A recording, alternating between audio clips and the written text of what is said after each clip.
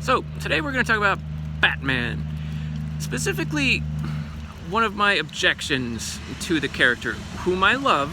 I just want to make that clear at the outset because this video will mostly be detracting from the Caped Crusader, as I think we're no longer supposed to call him because it sounds comic booky. But anyway, I love Batman as a coherent character. What I don't like about him is the way that he's crafted in such a way as to do things and also get credit for not doing those same things. I want to talk about three things in particular. The first is maybe the most obvious. It's the fact that even now, people talk about how the thing that sets Batman apart, especially from other vigilantes like, say, the Punisher, is that he doesn't kill. Batman never kills. Yeah, everybody knows, or well, everyone likely to be watching a video like this probably knows that in his first few appearances, Batman did kill, and then it later was sort of changed.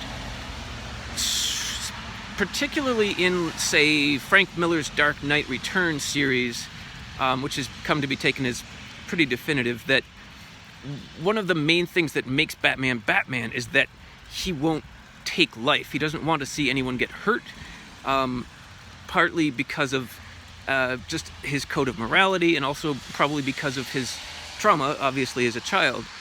But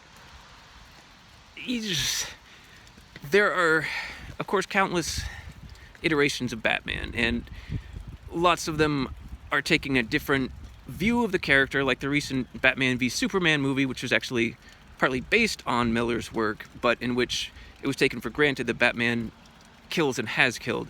Well, let's just, for example, talk about the Nolan trilogy, because it's probably the one people are most familiar with.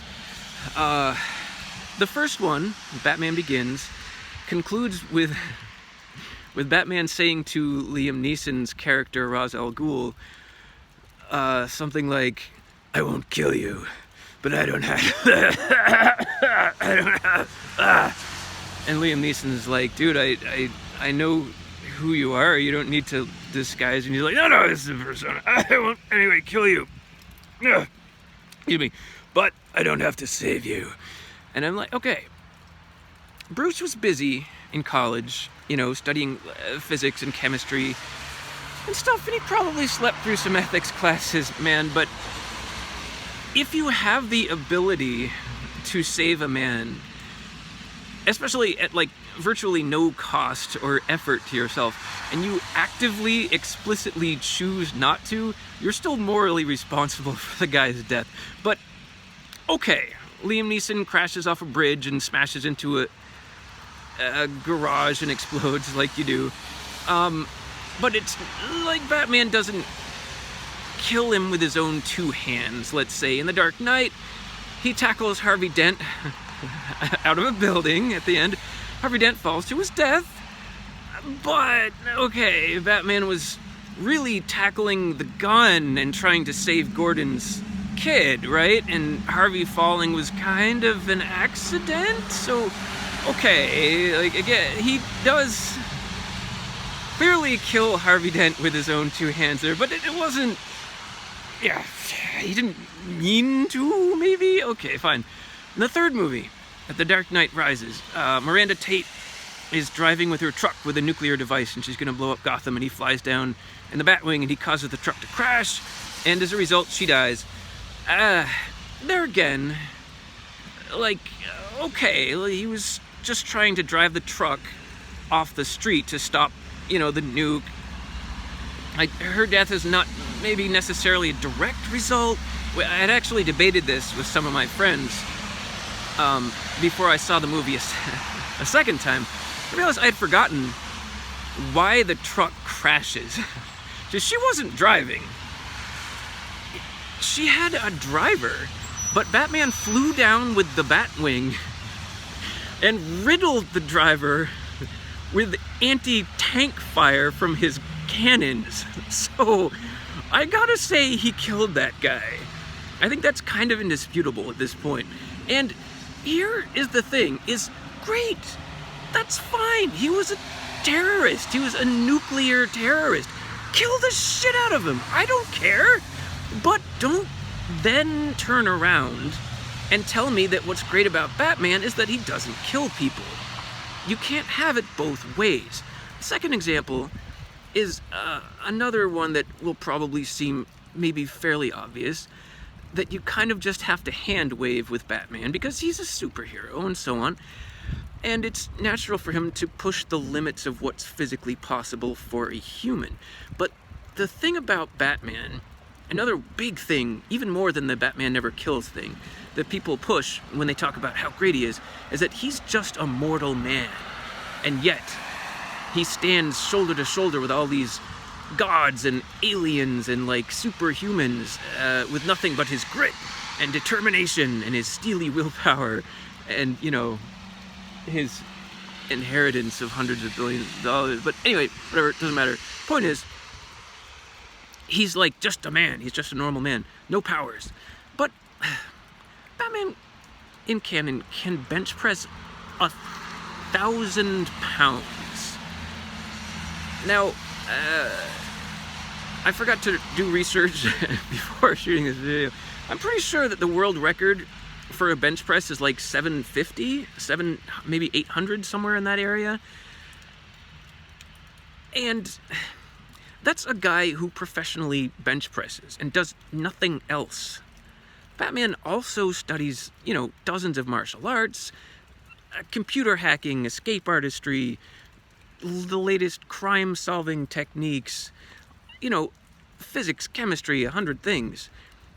And also spends his time out fighting criminals and also leading a double life as a, you know, billionaire playboy. He doesn't have all day, every day to spend lifting weights. And even if he did, okay, tell us that he can bench press 740. Like, or even if he has to be the best in the whole wide world because he's Batman, then fine, tell us he can bench 820 or something, but that he's orders of magnitude greater than the world's best weightlifter. That's not human. He's not a human being. He's not. I mean, let's talk about the martial arts thing. I have heard that he's said to have mastered something like 120 different martial arts, which, okay, it takes time to master a martial art, and I know that he does the Uberman sleep schedule, which I buy that will allow your mind and brain to recover from a full day's exertion, but your muscles, if you're working them to that extent, yeah, I question that. But okay, let's just grant that. Fine. He only sleeps 2 hours a day, and can bench press 1,000, and also has mastered all these martial arts, which, because in his youth he went traveling in the Orient, which in the comics the Orient is just filled, like every corner drugstore has like an ancient master hanging out in it, just waiting for a white guy to come by so he can be like, hey buddy, do you want to learn the 5,000-year-old secrets of my art that I've sworn to keep secret forever? So yeah, he's learned all these martial arts. These aren't things that you can just master in a few months. I know, he's the infinite perfect genius.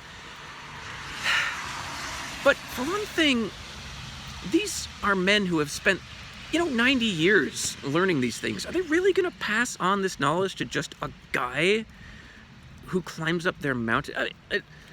Okay, yes, they see the steely determination in his eyes and know that he's no ordinary, which, you know what, fine, I buy that, like just his force of personality, but wouldn't that same force of personality make him an extremely dangerous person to whom to give these kinds of skills? Like someone said, it just takes a push to send someone into madness. And what if he decided to use all those skills for evil? Aren't these masters worried about that? But okay, also you can't just skip to the end of a martial art and like learn all the ultimate secrets and just jump over the basics. It builds. It's like building the top of a ziggurat and leaving out the layers underneath with it just hanging up there in the air. It's not really gonna work. I mean, you can do that if you have some kind of magical powers. That's fine. He's, after all, not a human being. He's not. He's superhuman. Maybe only a little bit superhuman, but he's superhuman. And yet, he still gets credit for, oh, the Batman is awesome because he's not superhuman. Okay, he is. And it bothers me that he has it both ways. And let's see, a third example is the inevitable, going back to Batman versus Superman. Whenever there's a versus battle between Batman and Superman, for some reason, Batman always gets basically infinite prep time. He's got time to train and set up traps and make like robot suits and like invent kryptonite. And of course everyone knows these narratives control who ultimately wins. Like there's one time, I think, when Superman was like mind controlled by the Joker and he went to grab Bruce, and Bruce happened to be, this is true, happened to be chewing kryptonite gum, and he spat it at Superman, and Superman lost his powers. So, okay, he's Batman, he's always prepared. But, okay, that's fine, he's Batman, like, okay. And, I mean, to be fair, like, Batman is the kind of guy who would have something like that on him at all times. Yes, I give you that for sure. But why doesn't Superman get prep time?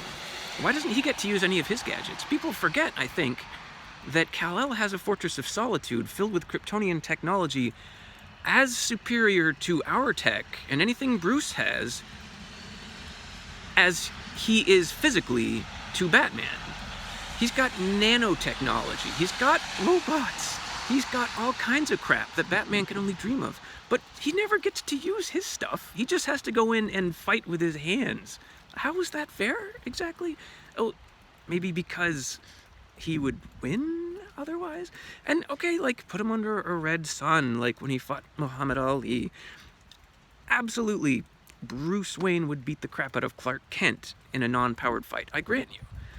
And yeah, I know Superman knows some Kryptonian martial arts and stuff, and he's a tough guy, but no question, Bruce wins that fight. But that's not Superman's normal, natural state.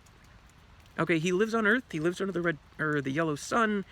Having what we consider superpowers is normal for him. That's his natural base state.